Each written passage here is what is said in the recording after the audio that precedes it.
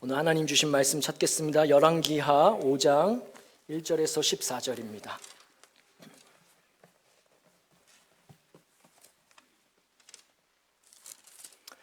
열왕기하 5장 1절에서 14절 말씀을 저와 여러분 한 절씩 교독하시겠습니다.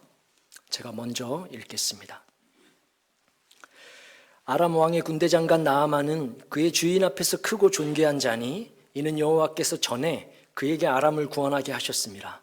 그는 큰 용사이나 나병 환자더라.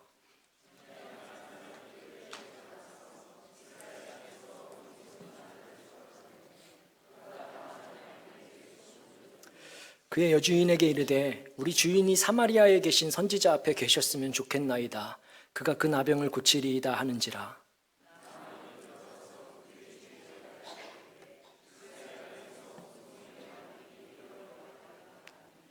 아람 왕이 이르되 갈지어다. 이제 내가 이스라엘 왕에게 글을 보내리라 하더라. 나아만이 곧 떠날새 은 10달란트와 금 6,000개와 의복 10벌을 가지고 가서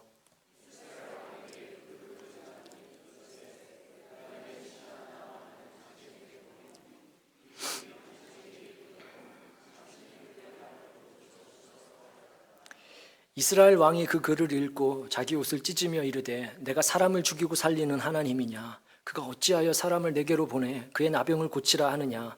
너희는 깊이 생각하고 저 왕이 틈을 타서 나와 더불어 시비하려 함인 줄 알라 하니라.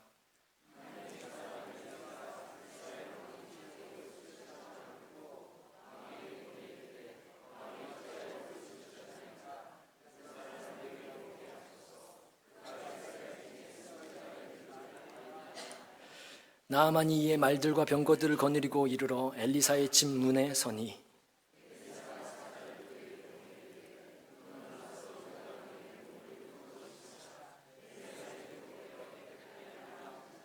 나아만이 노하여 물러가며 이르되 내 생각에는 그가 내게로 나와 서서 그의 하나님 여호와의 이름을 부르고 그의 손을 그 부위 위에 흔들어 나병을 고칠까 하였도다.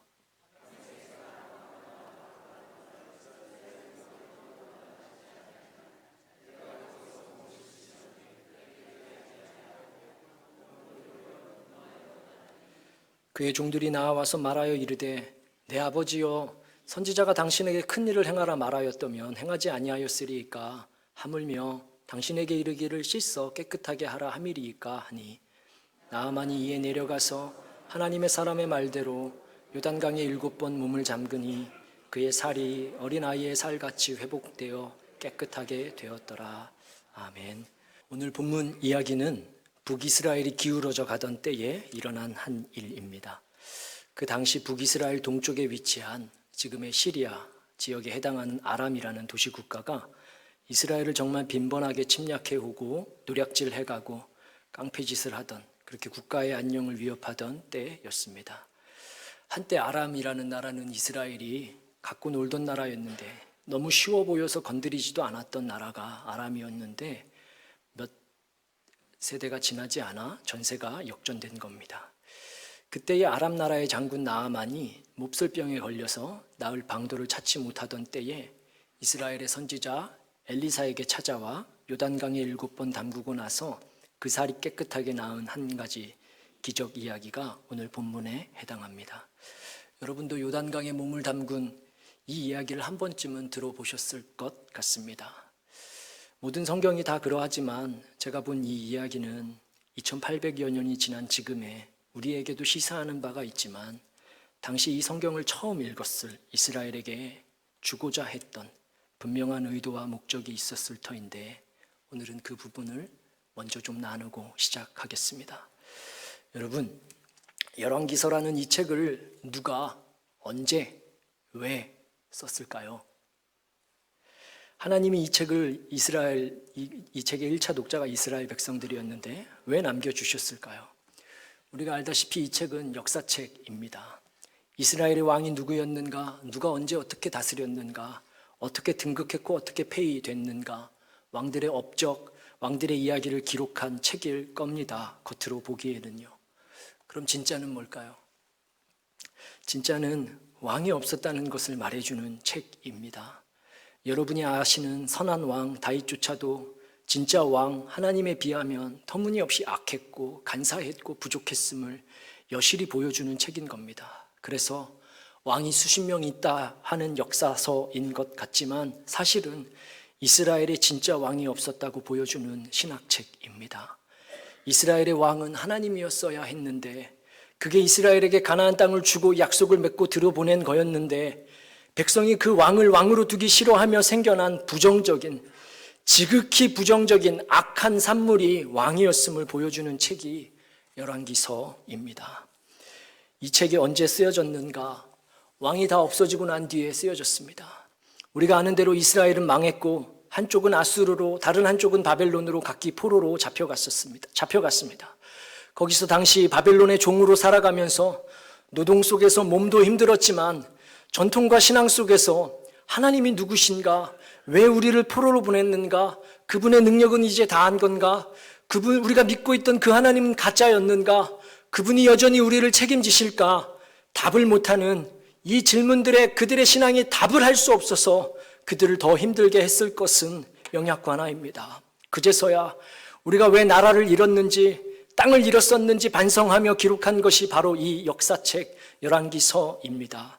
그러니까 그들이 이 책을 읽을 때에 그때에는 반성 속에서 우리가 왜 나라를 잃었는지, 우리가 왜 왕을 구했었는지, 우리에게 진짜 왕은 누구였는지, 우리가 나라 이 땅을 받은 이유가 무엇인지, 그럼 우리는 이제 어떻게 살아야 하는가, 우리가 지난 시간 속에서 잘못한 것이 무엇이었는가 자문하며 그들의 지난 시간을 숙고하며 기록한 책이 열왕기서입니다. 그럼 여러분, 제가 한번 묻죠. 이스라엘은 왜 가나안 땅을 받았습니까? 이스라엘은 왜 애굽에서 건져진 겁니까? 네, 대답을 하세요. 하나님의 약속, 네, 맞을 수 있습니다. 그 약속의 핵심이 뭘까요? 약속이라는 말로 추상적으로 남겨두지 말고 그 약속의 핵심은 뭘까요? 가나안 땅에서 살면서 제가 해도 되죠? 가나안 땅에 살면서 그 당시에 다른 나라들과 다른 방법으로 사는, 다른 경제법, 다른 가치관, 다른 국방법, 다른 세금법, 국가와 국민 개개인의 부강과 번영이 목표가 아니고 그건 하나님 좋아하면서 살다 보면 하나님이 주시는 부산물이라는 것, 이런 것들을 통해서 다른 나라가 이스라엘을 주목하고 따라올 수 있도록 하기 위함이었습니다. 그렇게 하나님이 원하시는 것들을 최우선에 두고 법과 문화와 제도를 그분이 그 땅에 같이 사는데 조금도 거리낌이 없도록 그분이 즐거워하시도록 하면서 그 나라에서 같이 사는 것, 그게 그들에게도 행복이 되고 그게 그들에게도 기쁨이 되는 것, 그게 하나님의 목표였고 하나님의 이유였었습니다. 이걸 못해서 나라가 망한 거였습니다. 그 누가 이스라엘을 보아도 하나님을 떠올릴 만한 그 어떤 것이 없었기에 하나님이 같이 살 수 있는 나라가 아니었으니까 하나님 편에서도 다른 방법이 필요했던 것입니다. 사랑하는 여러분, 이걸 답하실 수 있어야 했었습니다. 여러분, 제가 물을 때 아주 명료하고 자신 있게 답하실 수 있어야 했습니다. 이 답은 정확하게 우리를 그분이 왜 값주고 구원하셨는가에 대한, 우리 구원의 목적에 대한 답과 정말로 정확하게 일치하기 때문입니다. 이스라엘을 구원한 목적과 우리를 구원한 목적이 다를 리가 있겠습니까? 구원은 받았는데 구원의 목적에는 관심이 없다. 이게 어떻게 말이 되는 건지 저로서는 정말 모르겠습니다. 구원은 받았는데 구원의 이유, 그분이 구원하신 이유에는 관심이 없다면 이건 정말 하나님이 가짜든지 그분의 구원이 가짜든지 아주 심각하게 잘못되어 있는 현상입니다. 여러분 다 알면서 대답 안 하신 거죠? 이 질문에 우리가 왜 애굽에서 건져서 가나안으로 왔는가? 하나님이 왜 그렇게 하셨는가? 그 당시 이스라엘도 답을 못했었습니다. 그 답에 관심 없던 시절이었었습니다. 그때에 바로 오늘의 이야기가 실제로 있었습니다. 이제 본문을 보겠습니다. 우리 1절 한번 같이 읽어보시죠. 1절 읽겠습니다. 시작.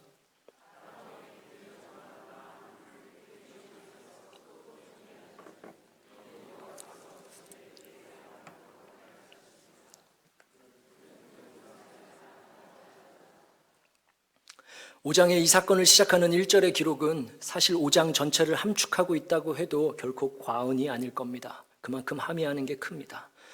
제가 이 짧은 시간에 다 설명할 수는 없지만 세 부분으로 나눠서 간단하게 스케치해 보겠습니다. 먼저 아람 왕의 군대 장관 나아만은 그의 주인 앞에서 크고 존귀한 자다입니다. 아람 왕의 군대 장관 나아만은 그의 주인 앞에서 크고 존귀한 자다. 이 장관은 그의 나라에서 왕의 총애를 받던 용사였었습니다. 이 왕이 자기들 나라의 신에게 제사를 드릴 때에 절을 하는데 그때 거동이 불편하여서 혼자 하질 못했었습니다. 바로 그때 그 왕을 바로 옆에서 살을 붙이고 돕던 자가 바로 나아만이었습니다. 그만큼 왕도 철석같이 믿던 자였습니다. 당시 이스라엘에게 선망의 대상이었죠. 자기들보다 국방력이 강한 나라, 자기들보다 잘 나가는 나라, 그 나라에서 왕의 신망을 두텁게 갖고 있던 자, 그 외투가 갑옷이 화려했고 그의 위세가 위엄이 있었고 그의 명성과 부는 이스라엘 모두에게 그것 자체로 더 이상 바랄 게 없는 인물, 그게 나아만이었던 겁니다. 어떻게 하면 나아만처럼 올라갈 수 있을까? 어떻게 하면 나아만처럼 부를, 명성을, 권력을, 힘을, 전쟁의 용기를, 전략의 지혜를 가질 수 있을까? 그게 그 당시 이스라엘의 목표였었고 그 목표의 총체, 그걸 상징적으로 갖고 있던 자가 나아만이었었습니다. 그런데 훗날 신앙을 회복하길 원하며 이 책을 기록할 때는 이 나아만을 어떻게 분석하고 있는지 마치 주석처럼 참고 설명이 덧붙여진 기록이 연이어서 나옵니다. 여러분 5장 1절에 뭐라고 덧붙여져 있습니까? 이는 왜냐하면 여호와께서 그에게 전에 아람을 구원하게 하셨다. 어떻게 하면 나도 나아만처럼 올라갈 수 있을까? 그처럼 되려면 나는 무엇을 어떻게 해야 하는가? 이게 그들의 목표였었는데 훗날에 이를 기록할 때에는 주어가 누구로 바뀌었습니까? 여호와께서 그렇게 하셨다는 겁니다. 신앙이 없을 때는 나아만이 지혜롭고 용장이었고 그의 어떠함이 그를 그렇게 만든 줄로 알고 부러워하던 핵심 인물이었는데 그게 지나고 보니까 하나님이 그렇게 하셨었던 거라고 기록한 겁니다. 여러분 제가 한 가지만 간단히 묻죠. 지금 여러분의 시점은 어디에 있습니까? 누군가의 번영과 잘됨을 볼 때 어떤 관점으로 봅니까? 포로 전입니까? 그래서 나아만은 어떻게 벌었을까? 어떻게 저 사람은 권력자에게 인정을 받았을까? 직장 상사에게 어떻게 인정을 받았을까? 어떻게 성공했을까? 나는 뭐를 더 갖추어야 하는가? 하는 생각이 먼저 듭니까? 아니면 포로 후여서 그래서 여호와께서 잠시 사용하신 거구나. 저 잘나 보이는 사람들, 좋은 차 타고 좋은 직업 갖고 남부러울 것 없이 사는 자들도 하나님이 잠시 거기에 두신 거구나. 내가 뭘 더 갖춰야 하는 게 아니고 내가 뭔가 더 부족해서 여기 있는 게 아니고 지금 내 자리도 하나님이 두신 거구나 하고 해석합니까? 여러분 이 관점을 가지면 이제 나아만을 이렇게 평가하게 되는 겁니다. 1절 말미는 나아만을 뭐라고 말합니까? 그는 큰 용사이나 나병 환자더라. 예전에는 큰 용사인 것만 보였는데 잘 나가는 것만 보였는데 이제는 그가 나병 환자인 것도 보이는 이 시점이 사랑하는 여러분 우리에게도 있어야 할 줄로 압니다. 지금 1절의 제 해석이 여러분에게 조금 과한 걸로 비칠 수도 있는데 그래서 목사님 1절은 그냥 나아만의 병을 객관적으로 말하는 것 아닌가요? 네, 1절만 보면 제가 덧붙인 두 가지의 관점을 대조한 것이 과할 수 있는데 5장 전체를 보면 이 대꾸와 대조가 끊임없이 이루어지고 있습니다. 그래서 5장 그리고 열왕기서 전체 포로기를 지나면서 포로 이전의 기록을 정리하던 그 처음 이 책을 기록할 때 목적 자체가 대조였다는 것을 함께 알면 절대로 과한 해석이 아닐 겁니다. 여러분 저를 믿고 따라오시죠. 오늘 본문은 그의 나병이 그냥 단순한 육체의 병이 아니었다고 정말로 보여주고 있습니다. 계속 보시죠. 부와 권력을 가진 자가 아팠습니다. 그럼 그가 그 병을 고치기 위해 무엇을 안 해봤겠습니까? 전담 의사를 몇 명이나 밑에 두고 체크했을 것이고 그 나라 전국을 다 뒤져서 도움이 될 만한 약재를 돈이 없어서 정보가 부족해서 못 구해왔겠습니까? 다 했던 거죠. 그런데 고칠 수가 없었던 겁니다. 나을 수가 없었고 살 수가 없었던 겁니다. 그게 이스라엘이 그렇게 꿈꾸던 부와 권력의 실체였던 겁니다. 남들이 보기에는 항상 행복해 보이고 다 가진 것 같고 내가 갖고 싶은 집 같고 내가 갖고 싶은 학위 같고 내가 갖고 싶은 직업과 차 타고 다니지만 실상은 그조차도 어쩔 수 없는 것에 문자 그대로 어쩔 도리가 없는 존재인 것을 우리고 다 압니다. 깨어진 부부관계는 감춘 채로 살고 멀어진 자녀들과의 관계도 드러내질 못하고 살고 당당하지 못한 수입에 대해서도 눈 감은 채로 이건 관행이라 말하면서 살고 어쩌면 우리도 자신이 가진 부와 권력으로 해결해 보려 하면서 나만처럼 해보았지만 어쩔 수 없어서 더 화려한 눈에 보이는 것들로 포장지로 우리의 패부를 감추면서 살고 있는지 모르겠습니다. 그래서 더 외모가 중요하다 말하고 그래서 더 인기 있다고 과시해야 했고 그래서 더 나도 잘 나간다고 드러내야 했고 나는 외롭지 않다고 그렇게 사는 여러분일지도 모르겠습니다. 생각 같아서는 우리가 다 문둥병자라고 말하고 싶은데 제 눈에는 문둥병자가 여기 너무 많다고 말하고 싶은데 목회자가 보기에는 썩어 문드러져 가는데 그 겉옷을 좀 벗지 그 외투를 좀 내려놓지 아파 보이는데 정말 문둥병인 건지 그래서 그 아픔을 못 느끼는 건지 교회는 왜 나오는 건지 정말 모르는 분들이 너무 많은 것 같고 교회에서 하는 선교와 봉사는 왜 하고 계신지 모르겠는 분들이 너무너무 많은데 그래서 여러분을 품고 기도하다 보면 와 나는 정말 못하겠다 이분들을 어떻게 감당할까 도망가고 싶다 그게 제 솔직한 마음인데 여러분 제가 여러분에게 문둥병이라고 그 외투 좀 벗자고 살이 얼마나 썩었는지 보자 하면 여러분 불쾌해하시죠.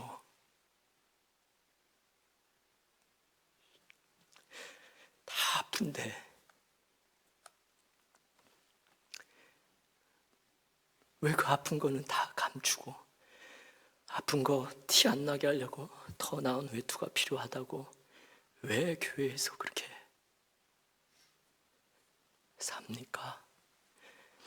2절 3절을 봅시다. 나아만의 집에 전에 나아만이 이스라엘에 갔다가 잡아온 여자아이가 계집종이 하나 있었습니다. 그 종이 말합니다. 이 아이 입장에서 본다면 어쩌면 목숨을 걸고 말한 겁니다. 갔다가 안 고쳐지면 나아만이 안 고쳐지면 그럼 그걸 어떻게 감당합니까? 게다가 더 신기한 건 지금 이 여자아이는 나아만을 걱정할 처지가 아닙니다. 사실은 미워하고 죽이고 싶고 문둥병 걸린 게 쌤통이고 하나님의 보응이라고 말해야 하고 생각하는 처지 아닙니까? 그런데 이 작은 소녀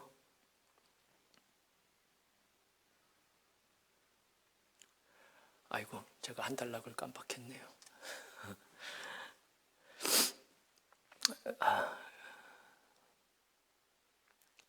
그 소녀는 말 그대로 나만의 놀잇감이었고 종이고 그 부모는 죽었거나 종살이하고 있었을 것이 뻔한 소망도 없고 말 그대로 외투 한 벌이 없어서 그 치부가 다 늘어나는 인생을 살던 작은 자였었습니다. 그 계집종이 말합니다. 주인님 사마리아에 계신 선지자를 찾아가 보십시오. 그는 나병을 고칩니다. 이 무명의 여자는 신앙이 있었던 겁니다. 그래서 과거의 상처를 뛰어넘고 믿음의 말로 하나님이 고치신다는 확신을 가진 채 이스라엘 사마리아 성의 선지자 엘리사를 소개합니다. 나아만이 어떠한 마음으로 갔을까요? 좋아서 그래 맞아 여호와를 찾아가자 하면서 갔던 것은 아니었습니다. 신앙이 있던 게 아니었지만 그에게 다른 방법이 없었기에 그래서 가고자 마음 먹습니다. 4절입니다. 나아만이 아람 왕에게 가서 말합니다. 왕이여 내가 이스라엘에 좀 다녀오겠습니다. 왕에게 고하자 왕이 허락하면서 편지를 써줍니다. 가서 이걸 이스라엘 왕에게 보이라는 겁니다. 요즘 말로 한다면 추천서죠. 왕이 왕에게 내 신하 나아만을 귀히 봐달라고 하는 일종의 권력자들이 일하는 방식인 겁니다. 여러분 5장 어디를 봐도 아람 왕의 이름도 없고 이스라엘 왕의 이름도 없습니다. 왕인데 역사서인데 이름이 없습니다. 하나님 보시기에는 아무것도 아니었던 거죠. 그 권력자들이 일하는 방식이 5절에 나옵니다. 나아만은 이 편지와 함께 무엇을 들고 갑니까? 은 10달란트와 금 6,000개와 의복 10벌입니다. 현재 화폐 가치로 환산하다가 10억 이렇게 넘어가는 단위여서 제가 포기했습니다. 수십억은 캐나다 돈으로는 얼마인지 저는 잘 모르겠습니다. 중요한 것은 그가 다시 한번 권력을 상징하던 주천서와 불을 상징하던 금과 은을 들고 이 문제를 해결하려 이스라엘 왕에게 간 겁니다. 부와 권력이요. 그걸로 그때까지 해결하려 했다가 안 되는 것을 알았는데, 부와 권력으로는 화려한 외투를 살 수 있고 그 외투로는 남보기의 인기와 명예를 얻을 수 있는데, 그걸로는 문제는 정작 해결되지 않는 것이 꼭 한 가지가 있는 것임을 알 때가 됐는데, 부와 권력은 그 함정에서 그 능력 없음을 들키기가 싫어서 그 우상들은 인간에게, 우리에게 속삭이기를 너가 이 병이 낫지 않는 건 부와 권력이 무능해서가 아니고 부와 권력이 부족해서라고, 더 가지라고, 더 올라가라고 계속 우리를 올가매는 것임을 우리는 본문 통해서도 이 기록자의 고발을 지금 보고 있는 겁니다. 여러분도 그러하시죠? 내가 충분히 행복하지 못한 거는 더 나은 집과 더 나은 차와 더 나은 수익과 더 나은 아내와 더 나은 남편과 더 나은 정보를 가지지 못한 거라고, 그 우상에서 포로되어진 채로 살고 계신 것 여러분 인정하시는지요? 우리에게 더 쓴 웃음을 자아내는 건 이스라엘 왕의 반응입니다. 이 왕은 부와 권력 앞에 껌뻑 죽어서 정작 나아만 앞에서 아무 말도 못하고 자기들 신하 앞에서 자기 옷을 찢으면서, 이 장군이 분명히 이 일로 트집을 잡아서 우리에게 시비를 걸고 전쟁하고자 합니다 하면서 예의주시하라 하는 엄한 대응책을 내놓습니다. 이스라엘의 왕인데 이 얼마나 외구방 같은 반응이고, 이스라엘의 왕인데 이 얼마나 바벨론 왕 같은 대응입니까? 하나님에게 가시오, 그분이 원하시면 낫게 할 겁니다 라고 말했어야 할 이 단순한 문제에 이스라엘의 왕이 하나님과 얼마나 가깝지 않았었는가를 보여줍니다. 왕이 이러할진데 그 나라가 이스라엘이라고 해서 하나님에게 무슨 의미가 있었겠습니까? 사랑하는 여러분, 나아만 집에 있던 그 여종이, 그 신앙인이 누구에게 가라고 했습니까? 사마리아 성 선지자였습니다. 그럼 끝날 일이라고 그 작고 비천한 여자아이 종이 말했습니다. 그러나 크고 존귀했던 나아만은 들은 것 같은데 사실 귀담아 듣지 않았던 겁니다. 그리고 그 신앙의 말에 자신이 더 좋은 걸 붙여보겠노라고 그냥 그 시골에 가는 건 뭔가 부족하다 여겼는지, 자신이 평생 일해온 방식, 자신이 평생 의지해온 부와 권력, 자신을 자신되게 만들었다 믿은 부와 권력에 붙어 이 일을 좀 더 잘 해결하려 했던 것인데, 사랑하는 여러분, 이게 그의 나병이었던 겁니다. 포기하지 못하는 부와 권력의 속삭임에 허덕이는 것, 그 속임에 허덕이는 것, 그게 그를 죽게 만드는 진짜 병이었었습니다. 그걸 깨고 나오는 것이 그렇게 어려운 겁니다. 사랑하는 여러분, 우리를 좀 더 나아 보이게 하는 부와 권력, 우리에게 좀 나아 보이게 하는 인기와 명예, 타는 차와 외모, 더 나은 연봉과 사업의 형통, 좀 더 나아 보이게 할 거라고 말하는 이것들을 의지하고 사는 우리의 속마음 태도가 우리의 속살을 깨끗하게 하지 못하는, 우리의 포장지를 자꾸 더 갈아치우도록 만들어버리는, 그래서 우리를 결국 부와 권력 앞에서 아무 말 못하고 노예되게 하는, 우리를 죽게 만드는 문둥병인 겁니다. 여러분, 그러면 죽어요. 거기 있으면 끝이 없어요. 거기 있으면 죽어요. 여러분, 우리가 그렇게 믿는다고 고백하는 구원이 죄로부터의 구원이다, 그렇게 죄의 영역으로 섹터화해서 말하지 마십시오. 하나님의 능력을 거기에다만 묶어두고 사니까 돈과 권력 앞에서 그걸 의지하는 우리의 삶의 태도가 전혀 변하지 않고, 내가 왜 구원받았는지 그 목적과 이유를 답 한 번 하지 못하고 그저 썩어 문드러져가는 배부를 감추고자 아둥바둥 사는 게, 그게 정말 구원인 겁니까?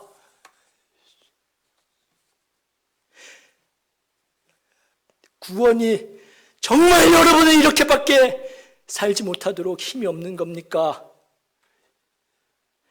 이 정도로 살려고 구원받았다 말하고 난 죽으면 천국 갈 거다 말하면서 여전히 내 문제의 핵심은 부가 부족하고 권력이 부족하고 정보가 부족하고 뭔가를 잘못 선택한 거라고 그렇게 인식하고서 살면 여러분 죽습니다.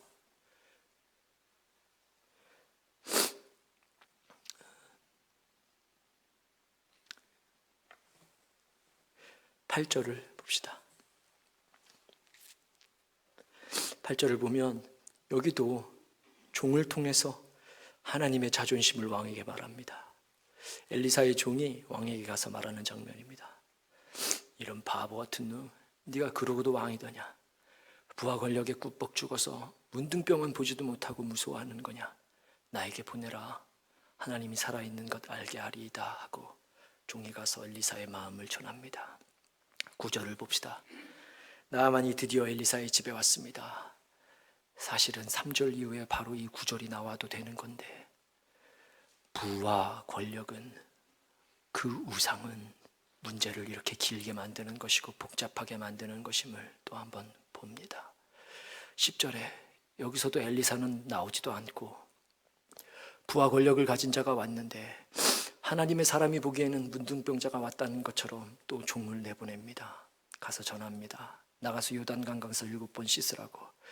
그럼 회복된다고. 추천서와 돈을 가지고 오고자 이 모든 절차를 밟은 나아만에게 너무 화가 나는 대답이었었습니다.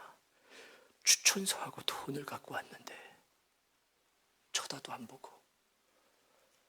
11절에 나아만이 말하기를 이럴 수는 없는 거다. 내 생각에는 그가 나와서 어떤 것이라도 해줄 줄 알았다. 나와서 서서 예의도 좀 있고 신의 이름 부르고 손을 부위에 얹어서 흔들어서 어떤 의식을 치러야 하는 것 아니겠느냐. 그래야 신이 감동하고 그래야 신도 일하고 그래야 낫는 것 아니냐. 그가 보아왔고 들어왔고 받아왔던 그들의 신들의 선지자들이 행하던 것을 이 시골 마을 사마리아의 선지자도 적어도 그건 해줄 줄 알았노라고 화를 내는 겁니다. 직감이 있었겠죠. 자신이 속았구나. 이런 말도 안 되는 조치를 받고자 내가 여기까지 은과 금과 선물을 가지고 온 거냐고. 두고 보자고. 내가 가서 왕에게 이대로 고하여서 어떻게 다시 침략하려 오는지 이제 곧 보게 될 거라고 속으로 이를 갈았을지도 모르겠습니다. 나아만은 몹시 화가 났습니다. 아무리 생각해도 이건 합리적인 조치가 아니었고 예우도 없었고 치료도 없었기 때문이었겠죠. 자신이 그 자리까지 오르도록 철석까지 믿었던 자신의 이성, 자신이 거기까지 오르는데 큰 몫을 했던 처세술과 예의, 그 어느 것 하나 엘리사의 말과 태도에서는 찾아볼 수 없었으니까요.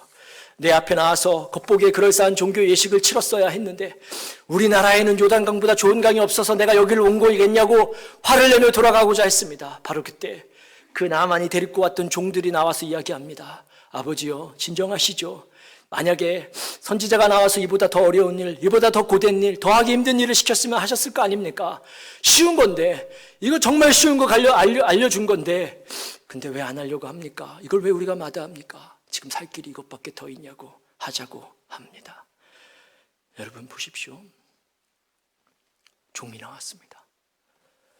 지금 5장에 왕이 2명 나오죠. 그죠?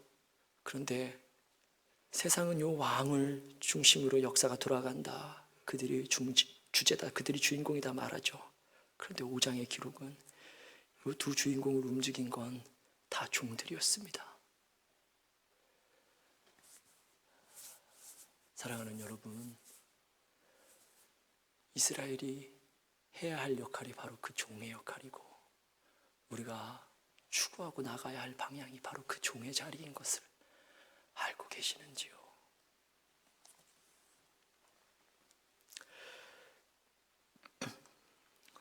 똑같은 방법인데 정작 문둥병자에게는 멸시할 만한 것이었고 이름도 없던 종들에게는 신뢰하고 받아들여야 할 유일한 것이 된 겁니다. 어쨌든 나아만은 속으로 화를 삭히며 요단강으로 갑니다. 1번, 2번 몸을 담그고 일어납니다. 여전합니다. 짜증이 올라왔을 겁니다. 3번, 4번 몸을 담그고 일어납니다. 도무지 말도 안 되는 방법이니까 화가 치밀어 오릅니다. 어쩌면 몸을 담그고 일어날 때마다 속으로 다짐했을지 모릅니다. 내가 반드시 복수하러 오리라. 군대 이끌고 다시 오리라. 엘리사를 제일 먼저 찾아와 그 왕과 함께 목을 치리라. 그랬을 겁니다. 6번 담궜고 이제 1번 남았습니다. 복수를 최종 결정할 시간이. 마지막 몸을 담그고 일어나자 그때 자신의 살이 분명 좀 전만 해도 그대로였던 그 썩어있던 살이 어린아이의 살로 변해 있었습니다. 병이 고침을 받은 거였습니다. 말도 안 되는 방법으로 자기 이성으로 납득이 안 되는 방법을 권력과 부가 열쇠였고 정답인 줄 알았던 그 나아만에게 부와 권력이 전혀 들어가지 않았던 그 방법을 통해서 부와 권력이 가진 허상을 깨닫게 됩니다. 나아만은 이후 엘리사에게 다시 찾아와서 자신이 안에 일어났던 변화를 고백합니다. 나아만 장군의 이러한 회심과 고백은 다른 이야기에 나오는 이방 사람들과는 조금 다릅니다. 다른 사람은 고백뿐이지 그 뒤에 나오는 행동의 변화가 전혀 기록이 없는데 나아만은 좀 다릅니다. 엘리사에게 찾아옵니다. 이번에는 엘리사도 문을 열고 나아만을 영접합니다. 이제야 하나님의 종이 무엇인지, 하나님의 말씀 듣는 자가 어떻게 세상 권력자 앞에서 서야 하는지 알려줄 수 있을 때라도 되었다는 듯이 장군 앞에 나옵니다. 장군은 엎드립니다. 그리고 말합니다. 여호와가 진짜 신이라고, 나도 섬기겠다고, 이 흙도 좀 가져가겠다고. 그리고는 진짜 고민을 말합니다. 한 가지 정말 양해를 구할 점이 있는데 그건 좀 당신이 여호와에게 말 좀 잘해달라고. 직접 이야기해도 되는 하나님이었던 것은 아직 몰랐던 거고, 흙을 가져갔다는 건 이 땅에서뿐만 아니라 아람의 땅, 아람의 흙 위에서도 하나님이었던 것은 아직 몰랐던 것이겠죠. 어쨌든 말합니다. 우리 왕이 람몬 신에게 절할 때 내가 도와줘야 한다. 그가 늙었다. 부축해줘야 한다. 그래서 어쩔 수 없이 나도 람몬에게 절하고 엎드리고 일어나게 된다. 그건 내 의지와 상관없이 왕을 위해서 하는 것이니까 여호와 하나님께 잘 말해달라고. 나아만이 살아오던 처세술 안에서 자신을 큰 용사되게 만든 예후법 안에서 그건 어길 수 없는 것이었기에 엘리사에게 미리 양해를 구하고 갑니다. 돌아갑니다. 엘리사가 말하죠. 선물 저런 거 아무리 많이 줘도 필요 없으니까 도로 가져가라고. 재력으로 사는 거 아닌 거 너가 이제 알지 않았냐고 상기시켜 주려는 듯 가지고 돌아가라 합니다. 이후에 6장에 보면 한 장만 넘기면 이스라엘과 아람이 전쟁한 이야기가 기록되어져 있습니다. 왕이 판단에 따라서 이스라엘을 정복하려고 쳐들어옵니다. 왕이 명령한 거죠. 6장 한 장이 다 전쟁 기사인데, 그러면 여러분 이 전쟁에서 빠져서 안 되는 인물이 누구입니까? 이 전쟁 기사에 당연히 나와야 할 이름이 무엇입니까? 나아만이죠. 근데 신기하게도 6장에서는 나아만이 이름이 없습니다. 이게 무슨 뜻일까요? 국방장관직을 사임한 겁니다. 아무리 생각해도 하나님이 진짜 신이어서 더 이상은 람몬에게 절할 수 없었던 겁니다. 더 이상은 권력과 재력 그리고 처세술에 의존하지 않겠다는 생명을 경험한 자들이 하는 신앙의 표현이었습니다. 신앙 때문에 국방장관직을 버렸습니다. 자기 부와 권력의 정점, 자기 경험과 자기 이성과 자기 예후법의 총결정체였던 그 자리를 버리고 무명으로 돌아가는 위험한 추락을 선택한 겁니다. 그리고 하나님이 결정한 방법을 따르겠다고, 하나님이 결정한 방법에 생명이 있었고 참 힘이 있었다고, 참 자유가 있었다고, 내가 엘리사를 통해 경험했다고 그걸 자신의 것으로 택하면서 그리고 우리에게 말하는 겁니다. 진짜 신앙이 무엇인지를. 무명이었는데 유명한 자로 사는 게 무엇인지를 가르쳐 줍니다. 우리 주님이 이 사건 이후 560년 뒤에 이 땅에 오셔서 말씀하셨습니다. 주님이 오셔서 말씀하시기 전까지 나아만은 아주 멍청한 선택을 한 무명인이었습니다. 그 누구 하나 기억하지 못하고 그 누구 하나 기록해 주지 않은 그냥 갑자기 이상해진 장군이었습니다. 왕의 총애를 배신한 장군이었고 결국 그 인생 말미가 비참해진 장군이었죠. 그런데 우리 주님이 오셔서 말씀하실 때 모든 사람이 잊었던 그 이름을 말씀하시면서 이스라엘 안에도 많은 나병 환자가 있었는데 엘리사를 보내서 고치라고 한 적이 없었다고, 오직 아람 사람 나아만이 고침을 받고 거기에 이어서 구원을, 생명을 받았다고, 진짜로 살아있다고 지금도 말씀하시는 겁니다. 결국 그게 이스라엘 공동체가 죽은 이유였고 포로 생활을 지나 어떻게 살아야 할지를 깨달은 바가 바로 이것인 겁니다. 이와는 아주 대조적으로 5장 말미에 기록되어 있는 기사가 있는데 엘리사의 종 게하시 이야기입니다. 엘리사에게 종이 있었는데 나아만의 조공 그 보답품을 받지 않고 그대로 돌려보내자 게하시가 그 종이 그 상황을 눈여겨보았다가 뒤쫓아갑니다. 몰래 쫓아갑니다. 엘리사의 눈을 피해서 아람으로 돌아가는 나아만을 가서 만납니다. 그리고 거짓말합니다.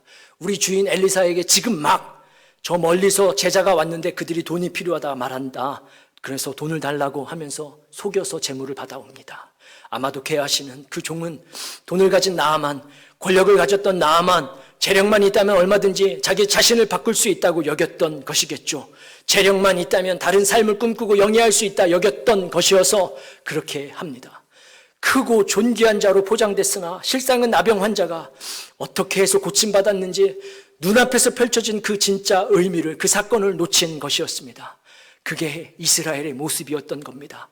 포장지를 바꾸고자 사는 사람은 죽는 겁니다. 사람이 속으로부터 깨끗게 되고 어쩔 수 없는 우리 인생의 그 한 가지 문제, 많은 문제도 아니고 딱 한 가지 남은 우리의 패부와도 같은 그 문제, 그걸 해결하는 것은 재력과 권력에 있지 않고 우리의 선택과 우리의 더 나은 정보에 있지 않고 사람이 속으로부터 나을 수 있는 방법, 사람이 속으로부터 가득 차고 행복해질 수 있는 방법, 그건 하나님이 정하는 겁니다. 사람이 정한 그 부와 권력에 있지 않고 사람이 떠들어대는 그 출세법에 있지 않고 오직 하나님이 단순하게 주신다고 오늘 저와 여러분에게 말씀하고 있는 겁니다. 사랑하는 여러분, 우리가 행복해질 수 있는 방법은 누가 정하는 겁니까? 사랑하는 여러분, 우리가 인생을 가득 차게 살 수 있는 방법은 누가 정하는 겁니까?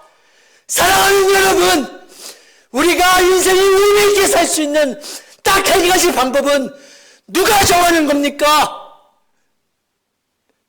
대답을 하십시오.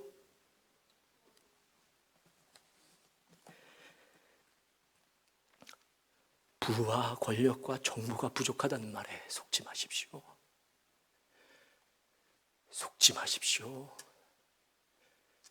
거기는 끝이 없습니다. 거기 계속 가면 죽어요. 거기 계속 있으면 죽어요. 문드러져요. 정말로 죽어요.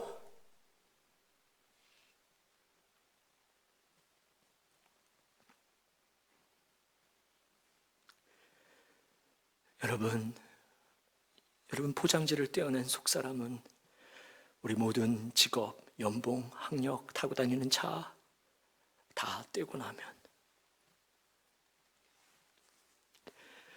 은근하게 살만하게 만들었던 그 모든 것 다 떼고 나면 여러분 자신 있습니까? 여러분 게하시의 말미가 어떻게 됐습니까?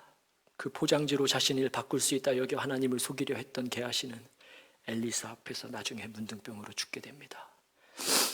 행복을 위해서, 노후를 위해서 자기 방법 취했던 게하시는 결국엔 문둥병자로 죽었고, 행복을 위해서, 노후를 위해서 하나님이 정한 방법 그대로 받아들였던 나아만은 영원히 사는 자가 되었습니다. 여러분, 지난 한 주간 어떻게 살다 오셨습니까?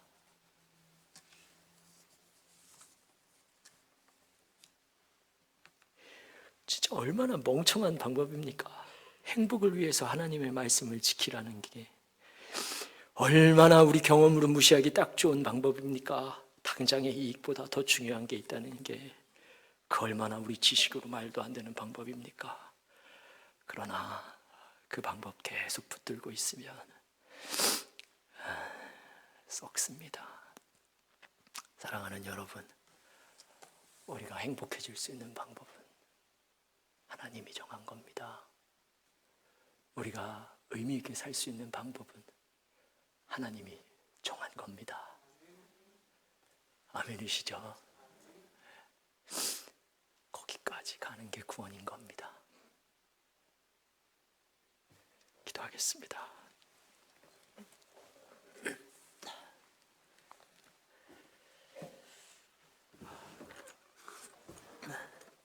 하나님 감사합니다. 오늘도 말씀 통해서 우리 하나님께서 원하시는 모습이 무엇인지 또 한번 깨닫습니다. 하나님 도와주셔서 우리 포장지 좀 떼는 것 지혜와 용기 주시고 주의 말씀 더 신뢰하는 믿음 주셔서 하나님을 향하여서 뛰어드는 우리 될 수 있도록, 그래서 내가 뭔가를 잘못 선택했고 내가 뭔가가 부족했다라고 말하는 이 시대에 속삭임에 속지 않게 인도하여 주옵소서. 예수님 이름으로 기도드렸습니다. 아멘. 축도합니다. 우리 생각에는 너무 복잡한 문제고 삶에 해결되지 않는 난제고 도무지 후회만 만들어내는 것들이 가득 차서 머리를 복잡하게 하고 힘들게 하고 만나야 할 사람이 많은 것처럼 만들지만, 십자가를 통해서 하나님을 직접 만나면 그 죽음의 자리도 해결된다고 직접 보여주신 우리 구주 예수 그리스도의 은혜와 자기 아들 찢으시고 다 벗기시고 모든 패부가 다 드러나게 하셔서 우리의 패부는 부끄럽지 않도록 하신 하나님 아버지의 크신 사랑하심과 오늘도 말씀 통해서 문제가 단순하게 해결될 수 있는 것, 주 앞에 나와서 하나님의 것들 받아들이면 되는 것임을 믿음으로 고백하게 만드시는 성령 하나님의 역사하심이 우리 위에 지금 있을지어다.